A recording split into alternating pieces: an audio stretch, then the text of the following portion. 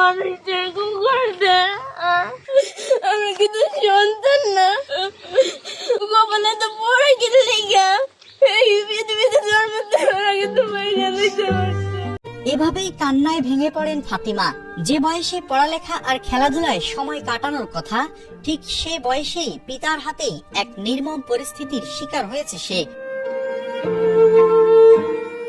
পটুয়াখালী সদর উপজেলার জাহাঙ্গীর হাওলাদারের মেয়ে ফাতিমা 3 বোনের মধ্যে সে মেজো মেয়ে। তার মা ঢাকায় কাজ করেন, আর মায়ের অনুপস্থিতিতেই বাবা জাহাঙ্গীর হাওলাদার এতটাই পাষণ্ড হয়ে পড়েন যে তার নিজের বড় মেয়েকে একাধিকবার ধর্ষণের অভিযোগ করেন মেজো মেয়ে ফাতিমা। আর বাবার হাতে এমন অবস্থার শিকার হয়ে লোকলজ্জার ভয়ে বড় মেয়ে তার মায়ের কাছে ঢাকায় চলে যায়।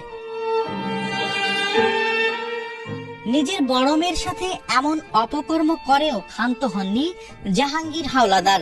বড় মেয়ে ঢাকায় চলে যাওয়ায় এবার নজর পড়ে মেজো মেয়ের দিকে, আর সে কারণেই প্রায় সময় রাতে ফাতিমাকে ডিস্টার্ব করে বলে অভিযোগ পাওয়া যায়। তবে গত রাতে জাহাঙ্গীর হাওলাদার তার মেজো মেয়েকে জোরপূর্বক ধর্ষণের চেষ্টা করলে সে চিৎকার শুরু করার কারণে এ যাত্রায় বেঁচে যায়। সকালে ফাতিমা তার মাকে বিষয়টি জানালে এলাকায় ঘটনাটি ব্যাপকভাবে ছড়িয়ে পড়ে।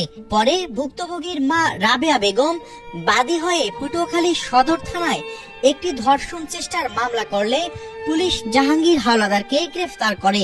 ধর্ষণের জন্য নিজের বাবার সর্বোচ্চ শাস্তি দাবি করে কান্নায় ভেঙে পড়েন মেয়ে ফাতিমা। এমন শাস্তি দিবেন যাতে জীবনে কোনো বাপরা এই জিনিসগুলো দেখে যেন কোনো দিন কোনো বাপরা যেন কোনো মেয়ের দিকে হাত না বাড়িতে পারে। যাতে প্রথম বড় হোক আর দ্বিতীয় বড় হোক, আমি শাস্তি চাই, আমার বাপের হয়ে আমি শাস্তি চাই। আমার বাবা আমার গায়ে হাত দিচ্ছে, বাজেভাবে টাচ করছে।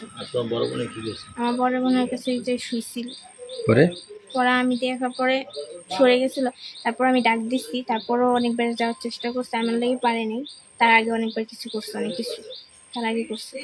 আমি যেদিন দেখছি তারপর তা কিছু করতে পারেনি, তার আগে অনেক কিছু করছে। সে আমার বোনের সাথে অনেক কিছু করছো, বাট আমি নিজে ধরছি। নিজে ধরার পর আমি তারা অনেকবার মানা করছি যে তুমি এখন শুরু করছো। সে আমার করে ধমক দিচ্ছে, আমার ভয় দেয় এসছে যে বেশি বাড়াবাড়ি করলে তো ঘুরতে হইবে।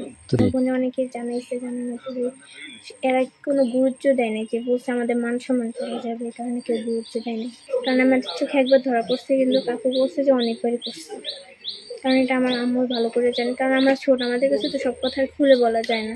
এইসব বাপিতে কি করবো, যেসব বাপের নিজের মেয়েদের দিকে হাত বাড়ায়। মেয়েরা তো কিছু হলে বাপের আশ্রয়ই হয় না, মা বাপের আশ্রয় তারা থাকে। যদি বাপে এরকম কাজ করে তো মানুষও করতে কতক্ষণ।